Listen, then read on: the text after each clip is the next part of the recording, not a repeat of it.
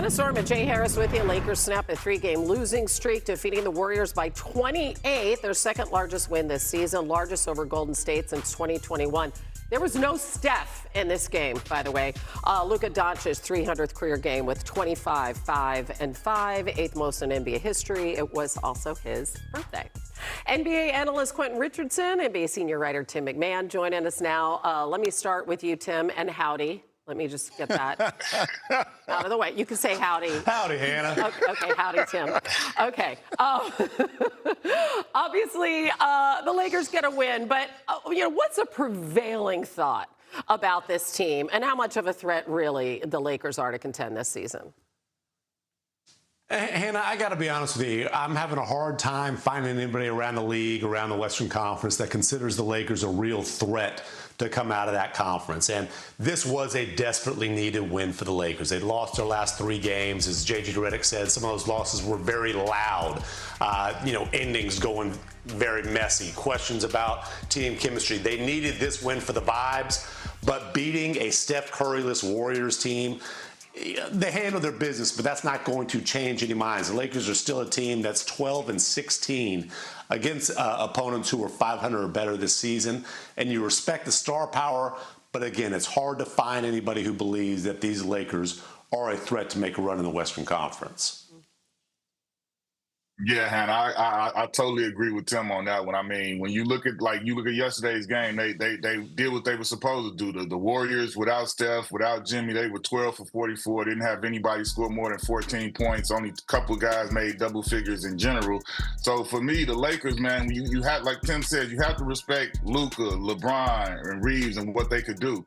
But the reality of it is, with DeAndre Ayton not stepping up and not playing the way that they expected him to play, they have no chance in the West if they don't have a significant big guy in the middle to help them clog that middle and be a force at the basket in some way.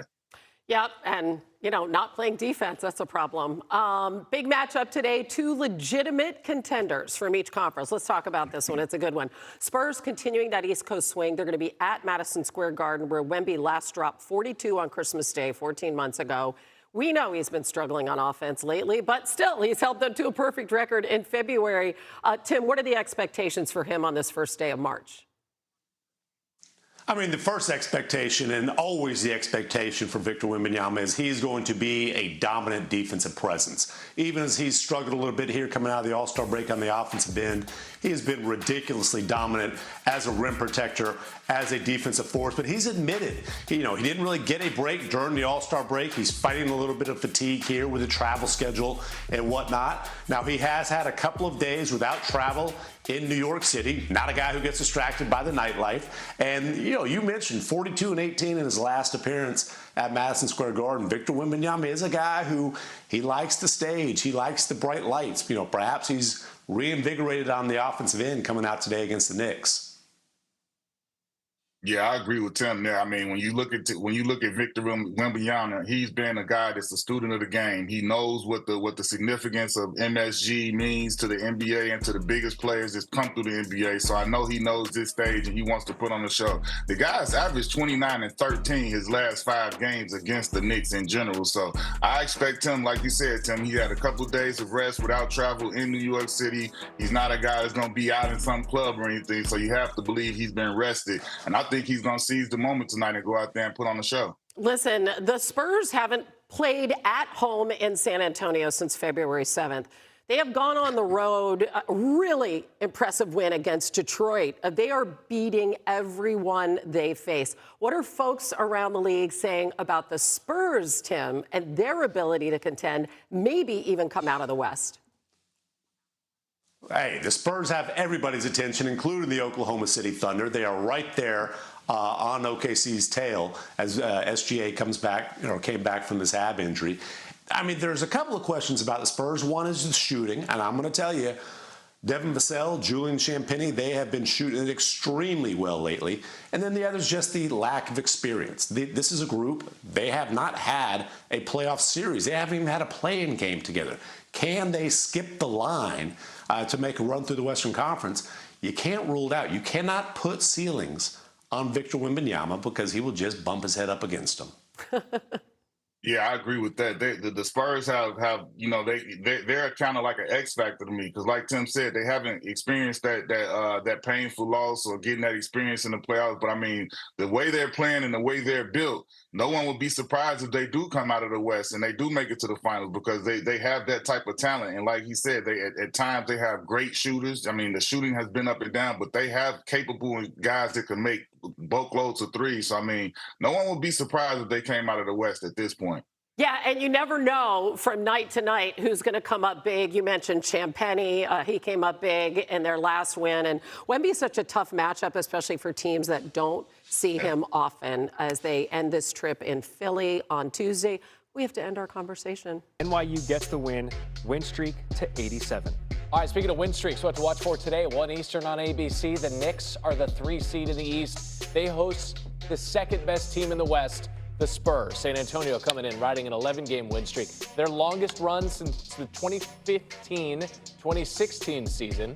These Spurs, last loss coming more than a month ago in January. Hey, it's good to get a couple minutes with our NBA analyst, Quentin Richardson on SportsCenter AM. Hey, Q-Rich, what is the QR code for the Spurs to continue that win streak today against New York?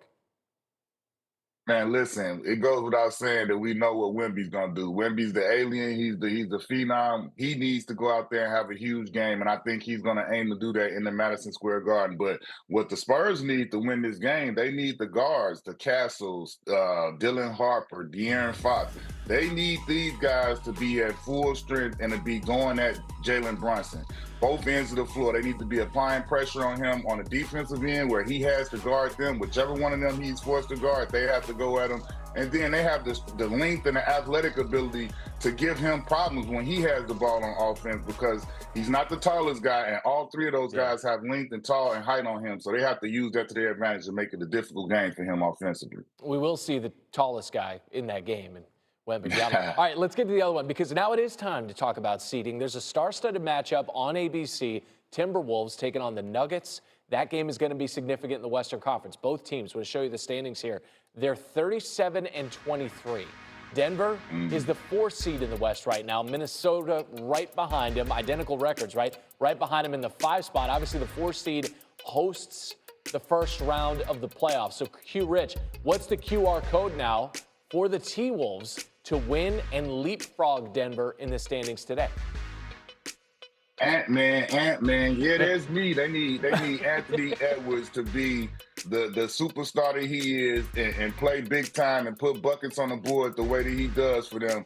But more importantly, on the other side of the ball, we know who Joker is and what he's capable of doing, the type of season he's having. They're going to need an extremely great game from Rudy Gobert and Naz Reid. Those two guys will be tasked with stopping the best big man in the game, and he's on fire right now. And they're going to have to bring their A game to give their team a chance.